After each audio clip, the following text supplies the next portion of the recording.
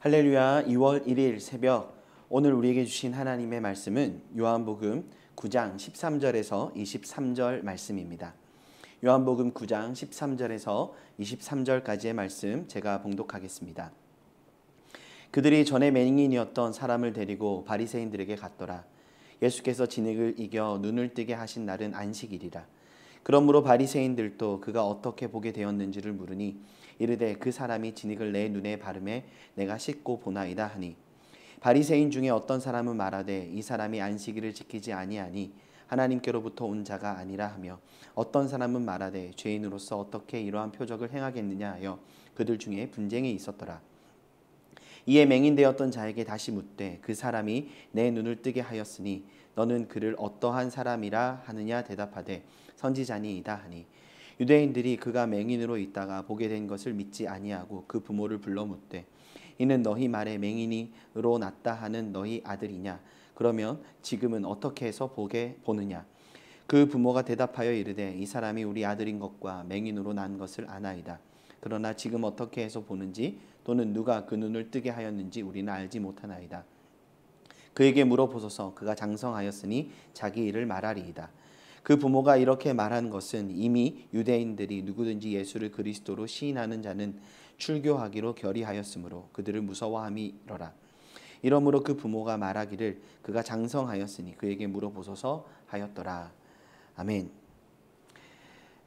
음력설 당일입니다. 새해 복 많이 받으시고 우리 성도님들의 삶과 꼭 가정 안에 하나님의 은혜가, 하나님의 복이 늘 충만하시기를 간절히 소망합니다. 오늘 본문에 이미 날 때부터 맹인되었던 사람을 예수님이 고쳐주시고 난 이후의 이야기가 나타나지요. 그리고 예수님은 이 표적을 통해 자신을 세상의 빛으로 오셨다라고 말씀해 주셨습니다. 오늘 본문은 요한복음이 바라보고 있는 어두운 현실의 아주 분명한 단면을 보게 합니다. 이는 진실로 참 빛 대신 예수 그리스도, 그분이 필요한 그 당시의 영적인 현실을 알게 하지요. 13절에 사람들은 전에 맹인이었던 사람을 데리고 바리새인들에게 갔음을 전합니다. 그들이 이 사람을 바리새인들에게 데려간 이유는 자신들의 의문을 해결하기 위함이었습니다. 이에 그 사람을 잡아가듯 끌고서 바리새인들에게 갔던 것이죠. 16절은 지금 이 상황을 더 잘 이해하게 해줍니다. 바리새인 중에 어떤 사람은 말하되 이 사람이 안식일을 지키지 아니하니 하나님께로부터 온 자가 아니라 하며, 어떤 사람은 말하되 죄인으로서 어떻게 이러한 표적을 행하겠느냐 하여 그들 중에 분쟁이 있었더니, 사람들의 관심은 날 때부터 맹인되었던 사람이 나음을 받았다라는 사실보다 자신들이 가지고 있던 종교적 신념과 확신에 맞지 않는 이 상황에 대해 어떻게 받아들여야 하는가에 있었던 겁니다. 그래서 사람들 사이에 분쟁이 있었더라. 이 분쟁 끝에 사람들은 바리새인들에게 이것에 대해서 옳고 그름을 판명해 달라고 따져 묻기 위해서 이 사람을 데리고 가서 확인하고자 했던 것이죠. 무엇을 확인하고 싶었던 것일까? 22절을 보시면 바리새인들이 자신들의 힘과 권력으로 결의한 내용이 있었는데, 누구든지 예수를 그리스도로 시인하는 자는 출교하기로 결의하였다. 이미 예수님의 존재를 받아들이지 않겠다고 결의했고 그를 죄인으로 여긴다 했는데, 그렇다면 어떻게 이 예수 그리스도를 통하여서 이 하나님의 역사가 일어날 수 있는가? 어떻게 이 맹인이 나을 수 있었으며 이 상황을 바리새인들은 어떻게 생각하고 있는가에 대한 궁금함이었던 거죠. 바리새인들은 그렇다면 어떻게 생각했었을까요? 그들의 관심은 하나님의 뜻이 아닙니다. 맹인이 나은 바 되었다는 사실보다 그들의 관심은, 그들의 생각은 어떻게 하면 자신들이 결의한 사항들이 흔들리지 않고 잘 지켜질 수 있을까에 있었던 겁니다. 그렇게 17절 말씀을 보시면 이에 맹인되었던 자에게 다시 묻되 그 사람이 내 눈을 뜨게 하였으니 너는 그를 어떠한 사람이라 하느냐? 대답하되 선지자이니이다 하니, 그들은 예수님이 행하신 일을 믿을 수 없다는 듯이 다시금 되묻습니다. 너는 그를 누구라고 생각하느냐? 그리고 또 물었던 거죠. 그러면서 그들의 초점은 예수님이 맹인을 낫게 했다는 사실보다 예수님에 대한 이 사람의 태도와 입장이 어떠한지를 확인하는 데 있었던 거죠. 그러나 이 사람은 있었던 사실을 없다고 말할 수 없었고 예수님이 행하신 일을 부정할 수 없었기에 이렇게 대답합니다. 선지자니이다. 다시 말하면 하나님께로부터 온 사람입니다. 라고 말할 수 있었던 것이죠. 이는 바리새인들을 비롯한 유대인들이 원하던 답이 아니었습니다. 왜입니까? 부정할 수 없는 사실을 뒤엎을 수는 그들이 없었기 때문이에요. 너무 명백한 증거와 증언이 있기에 이들 입장에서는 자신들의 주장을 증명할 또한 이 사실을 무마시킬 근거가 없었던 겁니다. 그렇게 이 분쟁의 결국은 예수님이 하나님께로부터 온 사람일 수 있다는 사람들의 관심과 확신만을 키워가게 될 것이고 자신들의 주장과 결의는 무의미해질 뿐만 아니라 종교적 가르침의 권위가 떨어지게 될 수밖에 없음을 그들은 알고 있었던 겁니다. 이에 18절을 보시면 유대인들은 그가 맹인으로 있다가 보게 된 것을 믿지 아니하였다. 도리어 그 사람의 상태, 이 맹인되었던 사람의 현실을 부정해버립니다. 이 사람이 맹인이었다는 사실을 부정하려고 합니다. 이 얼마나 무섭습니까? 자신들이 가진 힘과 다수의 입장으로 있던 사실을 없게 만들려 하고 없던 사실을 있게 만들려는 이 현실 앞에 이 사람과 이 사람의 부모를 세웁니다. 심판대에 세우며 자신들의 뜻을 관철시키려고 합니다. 누군가를 희생시키기를 서스름 없이 행하고 있는 것이죠. 그러면서 이 사람과 부모가 거짓말을 하고 있는 건 아닌지 체근합니다. 이에 그 부모는 상황의 심각성을 알고서 지혜롭게 애둘려 말합니다. 21절입니다. 그러나 지금 어떻게 해서 보는지 또는 누가 그 눈을 뜨게 하였는지 우리는 알지 못하나이다. 그에게 물어보소서. 그는 장성하였으니 자기 일을 말하리이다. 정말로 아들에게 일어난 일을 몰랐기 때문일까요? 아닙니다. 22절에 증거하듯 그들을 무서워함이로라. 그들을 무서워하였다. 그런데 단지 이 지금의 상황만이 아니었던 겁니다. 날 때부터 맹인된 아들을 낳았다라는 사실로 인해 얼마나 많은 오해와 눈총을 받았을까요?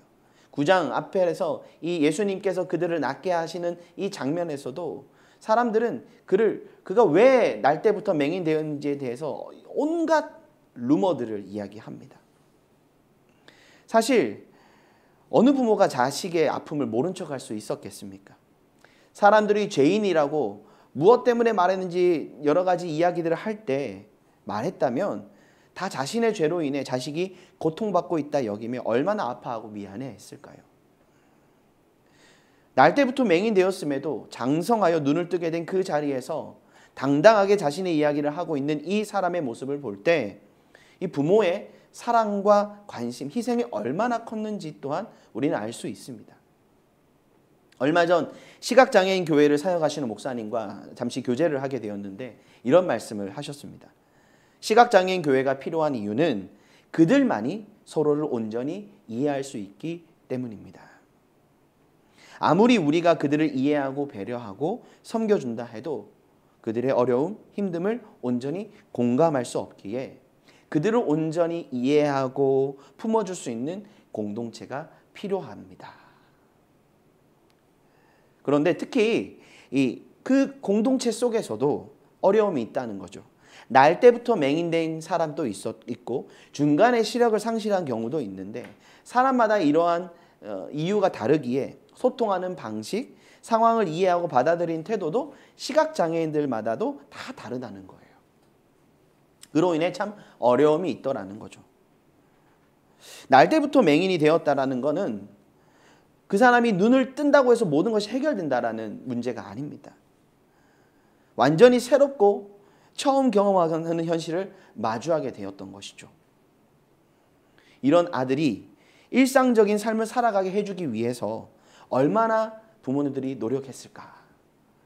이 아들이 눈만 뜬다면 이 모든 현실들은 새롭게 될 것이야 라는 기대와 믿음 속에 이 아들이 눈이 멀었음에도 이 세상을 살아갈 수 있도록 해주기 위해서 얼마나 부모가 노력했을까.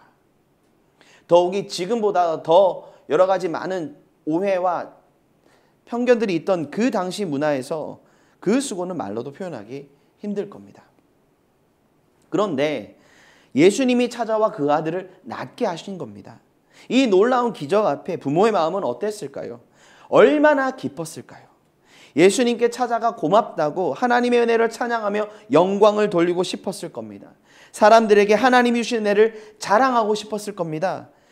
요한복음 4장 사마리아 여인이 예수님을 만난 후 사람들에게 예수님에 대해서 이야기할 수밖에 없었던 이 부모는 그 누구보다 앞장서서 예수님을 증언하고 싶었을 겁니다. 그러나 이 부모에게 찾아온 현실은 더욱 잔인했습니다. 자신들의 기쁨과 행복을 사람들이 문제시 삼습니다. 눈을 뜬 것 자체를 문제 삼고 거짓말했다 말하며 지금까지 자신들의 수고와 헌신을 거짓으로 만들려 하고 있었던 거죠. 상식적이지 않은 상황입니다. 도리어 함께 기뻐해주고 감사하며 이 놀라운 기적으로 인하여서 그들을 격려해주고 위로해줘야 될 것인데 이 얼마나 폭력적인 상황입니까? 이러한 세상의 단면은 단순히 그 당시의 문제만은 아닐 겁니다. 어느 시대에나 중요하게 여기는 기준과 잣대는 있으며 우리는 항상 이런 현실을 마주하며 살아가고 있습니다. 때론 정치적, 사회적, 문화적인 형태로 과학이나 논리, 지식이 강조될 때도 있습니다. 더욱이 명절 때 되면 우리 가족 간의 생각의 차이, 또한 신앙의 입장, 그런 서로 간의 기준과 생각이 다르기 때문에 경험하게 되는 오해와 갈등 또한 우리가 늘 경험하게 되지 않습니까? 우리는 우리의 신앙이 때론 이러한 중거틀에 다 맞지는 않을 수가 있습니다. 예수님을 믿는다라는 건 상식이나 논리, 정치적 관념, 사회적 통념, 문화적 양식을 뛰어넘어 살아계신 하나님을 향한 온전한 믿음을 전제하기 때문이지요. 그 속에서 우리는 갈등하게 됩니다. 나의 수고와 헌신, 사랑과 섬김이 오해받게 될 때도 있고 세상을 향한 우리의 섬김과 희생이 무시당하거나 왜곡될 때도 있습니다. 세상의 평가와 시선으로 인해 여러 모양으로 오해를 받고 고난을 직면하게 됩니다. 특히 코로나로 인해 극심하게 형성된 부정적인 시선들로 교회에 대한 부정적인 시선들은 우리의 마음을 더욱 무겁게 하지요. 그럼에도 우리가 잊지 않아야 하는 사실은 무엇일까요? 그렇다고 진리가 아닐 수 없으며 우리의 믿음과 삶이 부정될 수는 없다는 사실입니다. 신앙의 본질은 사람들의 인정과 동의, 논증과 증명이 아닙니다. 하나님의 존재하심과 그분의 행하심에 대한 우리의 믿음이기에 우리는 하나님을 바라보며 고난 속에서 인내를 통해 연단의 시간을 지나 소망을 이루는 자리로 나아갈 수 있는 것이죠. 우리의 섬김과 헌신, 사랑과 희생은 예수 그리스도를 믿는 믿음으로 말미암은 우리 삶의 응답이지요. 믿음은 우리를 예수님이 보여주신 그 온전한 삶과 신앙의 자리로 이끌어가며 세상과는 다른 삶의 모습을 살아갈 수 있게 합니다. 믿음 안에 자연스러운 실천이고 삶의 반응인 것이죠. 자신의 의를 위한 신앙을 증명하기 위한 도구가 아닙니다. 그렇기에 때론 인정받지 못하고 오해를 받는 등 고난을 직면하게 되지만 변함없이 믿음의 길을 선택하고 그 삶을 통해 세상 가운데서도 예수 그리스도와 동행하는 삶을 살아가는 것이죠. 그것이 믿음입니다. 이렇듯 예수님 당시나 지금이나 늘 우리는 신앙의 도전을 직면하여 살아갑니다. 그 속에서도 흔들림 없이 주님을 인정하며 따르는 삶을 살아감이 예수 그리스도 안에 살아가는 자들의 걸음입니다. 사랑하는 여러분, 우리가 걸어가고 있는 이 길, 살아가고 있는 이 삶이 의미가 없는 것이 아닙니다. 세상은 참 빛 대신 주님을 모르기에, 아니 인정하려 하지 않기에 믿음 안에 살아가는 삶이 의미를 알 수 없으며 그 의미와 가치를 인정하지 못하는 것일 뿐입니다. 사실 이 점이 세상이 어둠 가운데 있음을 보여주는 단면이지요. 참 빛 대신 예수 그리스도를 통해 서로를 세상을 바라보지 못하고 자신의 기준과 사람들의 이목, 힘과 권력 등이 기준이 되어 서로를 바라보고 판단하고 정죄하며 자신의 옳음을 증명합니다. 이는 신앙생활 속에서도 드러날 수 있는 안타까운 태도이죠. 예수님을 통해 영적인 현실을 바라보지 않으니 각자 자신의 의를 추구하며 서로를 온전히 사랑하고 아픔을 품어주고 안아주기보다는 판단하고 상처 주게 됩니다. 보여지는 것들에 주목하며 사람들의 인정을 쫓아 나아가 참 생명을 살리고 하나님 나라를 이루어가기보다 자신의 옳음을 증명하기에 바쁩니다. 그러나 이러한 영적인 현실의 근본적인 문제는 무엇입니까? 참 빛 대신 예수 그리스도를 바라보지 않고 그 빛을 통해 우리의 현실 서로 공동체를 바라보지 않게 나타나는 결국이더라는 사실입니다. 예수님은 우리 안에 어둠을 비춰주셔서 그 어둠을 벗어나 참된 빛 가운데 나아가게 하시기 위해 우리 가운데 찾아오셨는데 우리의 모습은 이 은혜를 인정하기보다 이전과 다름없는 현실을 고수하기에 바쁘니 어둠의 자리를 지나 빛으로 나아가지 못하는 것이죠. 참 빛 대신 예수 그리스도, 우리는 그분을 통해 우리의 자신을, 우리의 현실을, 우리의 가정을, 우리의 공동체를 바라볼 수 있어야 합니다. 그분이 보게 하시는 현실, 그분이 우리의 눈을 뜨게 하셔서 바라보게 하시고 인정하게 하시고 또한 나아가게 하시는 그 자리로 나아감이 참된 신앙의 걸음인 것이죠. 여전히 그 신앙의 걸음을 선택하며 나아갈 때에 때로는 갈등하게 되고 오해를 경험하게 되고 고난을 직면하게 될 수도 있습니다. 그럼에도 그 걸음을 우리가 포기할 수 없음은 예수님이 참 빛이 되시고 그 빛으로 우리 삶을 비춰주셨기에 우리는 그 빛 가운데 나아가는 믿음으로 그 걸음을 걸어가고 있다는 사실 때문입니다. 우리의 빛이 되어주신 주님, 그 빛으로 나아가게 하시기 위해서 때로는 우리의 모든 삶의 걸음 가운데 때로는 고난을 직면하게 될 때도 있고 어려움을 당면하게 될 때도 있지만 우리 주님은 그 빛으로 나오라 말씀하십니다. 예수 그리스도를 인정하기에 우리는 그 믿음의 삶을 선택하며 포기하지 않고 한 걸음 한 걸음 나아갈 수 있어야 하는 것이죠. 특별히 명절 기간 우리 가족들 가운데 주님을 믿지 않는 가정, 또 믿지 않는 가족 구성원들로 인하여서 여러 가지 많은 아픔이 있는 가정이 또한 있을 수도 있습니다. 도리어 그 고난의 시간, 우리의 인내의 시간이 되어져야 할 것이고 또한 그것이 연단을 지나 소망의 자리로 나아가는 걸음이 되게 것이라는 우리의 믿음을 가지고 우리는 또한 이 걸음을 걸어갈 수 있어야 하는 것이죠. 우리의 신앙이, 우리의 모습이 부족할 수는 있습니다. 그렇다면 예수님을 통하여 우리의 현실을 다시금 바라보고 그들이 참 빛 대신 예수 그리스도를 바라볼 수 있도록 우리가 우리의 모습을 변화시켜 나아가며 우리가 먼저 그 빛을 향해 나아가는 걸음을 선택할 수 있어야 하는 것이죠. 참 빛 대신 예수 그리스도, 그 빛을 비춰주신 우리 주님, 그 주님을 인정하기에 오늘 또 우리는 믿음의 걸음을 걸어갈 수 있습니다. 또한 그 걸음을 걸어감이 참된 의미요, 가치요, 생명임을 믿습니다. 그 믿음 안에 오늘 하루도 온전한 그 걸음을 선택하고 주님의 길을 걸어갈 수 있는, 또 그 믿음을 지켜나아갈 수 있는 우리 모두가 될 수 있기를 원합니다. 우리의 그 믿음이 있는 그 자리 가운데 하나님의 나라가, 하나님의 뜻이, 예수 그리스도가 참된 구주 되심이 선포되어지고 그 빛으로 더 밝게 우리의 삶을, 우리의 관계를, 또 우리의 공동체를, 우리의 가정을 비춰주게 될 것입니다. 오늘 한 날 또 그 믿음 안에 승리하시는 우리 모든 영함의 가족들 되기를 간절히 바랍니다. 기도하시겠습니다. 사랑하는 주님, 참 빛으로 이 땅 가운데 오셔서 우리가 그 빛 가운데로 나아가라 말씀하시며 그 빛으로 나아가는 그 걸음을 선택하며 포기하지 않고 걸어가기를 원하시는 주님, 감사드립니다.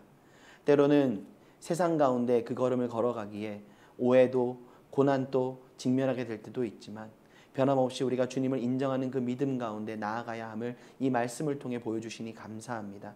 이 말씀을 우리 마음속에 새기며 우리가 정말 예수 그리스도를 통하여 나 자신을 바라보고 있는지 아니면 다른 기준을 따라 살아가고 있는지를 점검하게 하시고 예수 그리스도를 통해 우리에게 허락된 그 은혜의 삶, 그 감사의 삶, 그 기쁨의 삶을 걸어갈 수 있는 우리 모든 영암의 권속도 될 수 있도록 은혜 더하여 주시옵소서.